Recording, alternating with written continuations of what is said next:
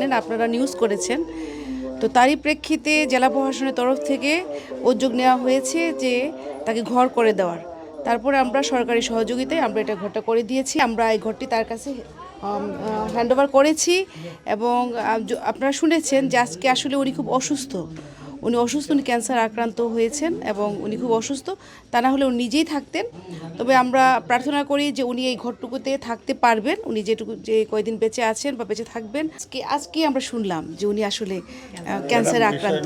তো সেই ক্ষেত্রে আমরা তার চিকিৎসার জন্য আমরা স্টেপ নিব।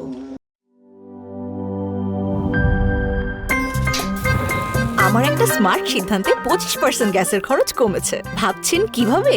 সাধারণ গ্যাস স্টোভ বদলে আমি এনেছি আরএফএল গ্যাস স্টোভ। এর সাইন্টিফিক নজল ও ব্রাস বার্নার ক্যাপ সমানভাবে তাপ ছড়িয়ে রান্না করে দ্রুত।